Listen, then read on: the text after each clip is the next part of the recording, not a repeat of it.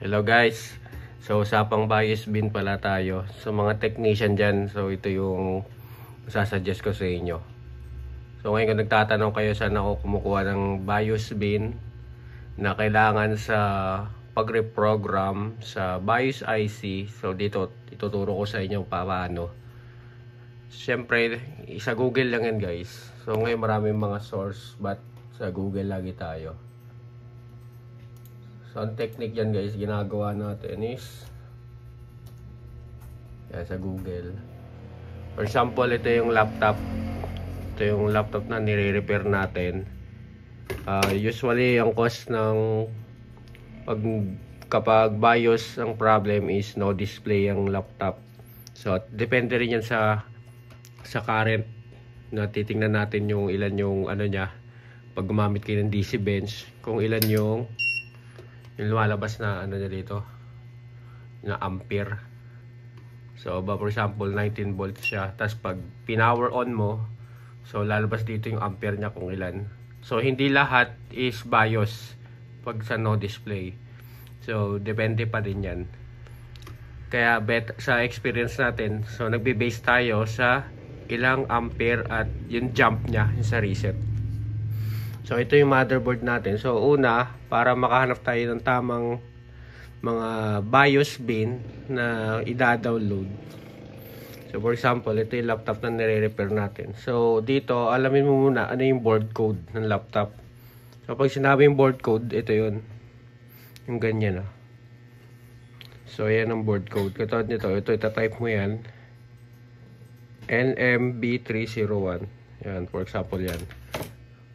Tapos after nyan, ilalagay mo dito sa Google B301 schematic or BIOS. Lagay natin BIOS or BIOS. So yan, nakita nyo, yun yung mga recommend na link. May Vinafix, may Badcaps, and Alice Seller. So itong mga yan, ma-recommend yung tatlong yan. So Vinafix, ito may bayad to. So paid ang, kapag nag-subscription ka dyan, yearly may bayad. And dito sa Badcaps, kaganda nito, free and download. Okay, pati ito free yan. Okay, check natin yan isa-isa. So unahin muna natin to Vinafix. So dito may account kami dyan. So ayan. So ito na yung Vinafix. Ayun yung board code, IdeaPad for Lenovo. So yun yung picture. Makikita nyo, may details. Merong schematic. Ito para sa ano to? Sa SIO ECBin file nya. Yung programmable yung SIO. Tapos makikita nyo dito, merong schematic diagram. At merong, ito yung BIOS bin nya. 8 MB. Usually 8 MB. 8 MB, 16 MB. Ayan ang BIOS bin. So, pag dinownload mo yun guys, ayun na yun. Ayun yung bin file nya. So, siyempre, bago kayo maggawin yung process na yun, bawa, natanggal mo na yung BIOS IC, silalagay mo sa programmable mo. So, katulad nyan, ganito yung programmable natin. So, ang sa atin is RT809F. At ang advantage ng ganitong na programmable na tools is maraming supported. So kung search natin dito yung mga BIOS programmable, search natin para idea kayo. Programmer, yung BIOS programmer. So yan, maraming recommendation, no? May mura. Yan, dati guys, ito rin gamit ko, may ganyan ako. And then tapos after that, nag-upgrade ako dito sa may gamit ko yun, yung EZP. Mura lang din yun. Ayun, ito to guys. Yan. Ganyan yung gamit ko dati. So almost gamit ko siya almost 4 years. Mahigit 4 years ko siya gamit yan. So ang disadvantage lang nito, ang mahirap ma-detect yung 16 MB na BIOS. So, pwede siya, actually, malaki na ang kinita natin dyan, itong programmable na yan. So, pag bumili kayo sa Shopee, kumpleto yung ano yan, yung may ano na siya, disk, pa-i-install mo na lang. And katulad nito. So ngayon, nag-upgrade tayo doon sa RT809F. So ito yun. So kasi may mga ibang laptop, ang BIOS IC is RT, ano na siya, nasa 16 MB, 32 MB na size. So kapag yung 16 MB ginamit mo sa EZP na programmer, is ano yun, mahirap ma-detect. At wala masyadong yung bin file niya. So katulad nito, ayun ang maganda, recommend ko to. Ito nasa 1,000 lang mahigit yan. Medyo pricey lang pero worth it naman guys. Tapos meron din tinatawag na SBOD. So mas mahal naman yon. So as of now, ayun lang muna recommend ko. Yung SBOD kasi pati SIO is kaya nyo i-program. Katulad nito yung sa Vinapix. Balik tayong Vinapix. So ito yung sa EC bin file. So yung sa SIO kasi guys, dito. Ayan ah. Ayan yung program dito yun. So yung EC na yan ah. Ayan.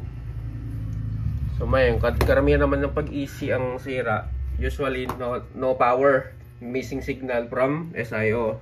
So syempre hindi ka rin basta-basta magpo-program na hindi mo na sure na ito talaga ang cause niya sira. No, so marami yan. So hindi basta-basta din. And then kapag may ano na kayo tools, so gagawin nyo. For example, ang ginagawa ko niyan, ito katulad nito. Sa ibang laptop lang to, itong laptop niya yung ginamitan ko. So ito, after ko kasi iano mo yun i-on mo yung RT809 application. I-run ko lang para may idea kayo.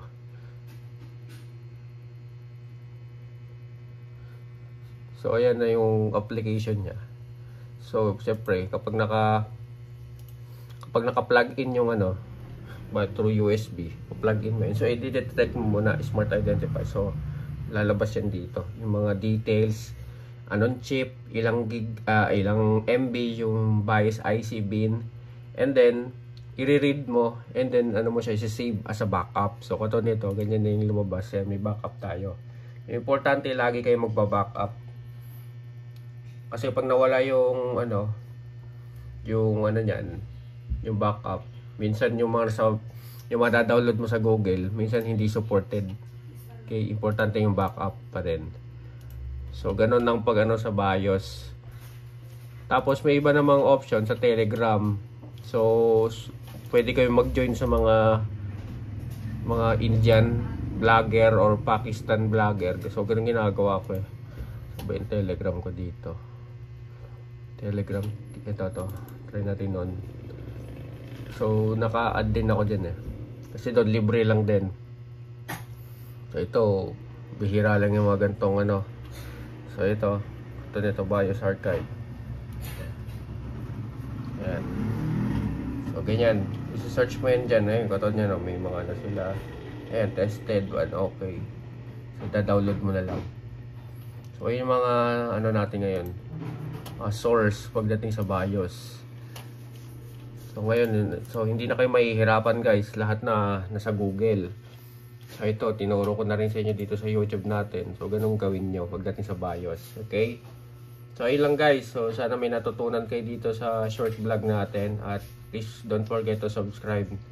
At so yung rin natin, may TikTok account, yung personal rin natin sa Facebook, pwede kayo mag-subscribe, yung FB page natin. So, kung magpapagawa kayo ng laptop, pwede kayo mag-send, magpadala sa atin ng unit. GPU, laptop, MacBook. So, ayun lang guys. Maraming salamat.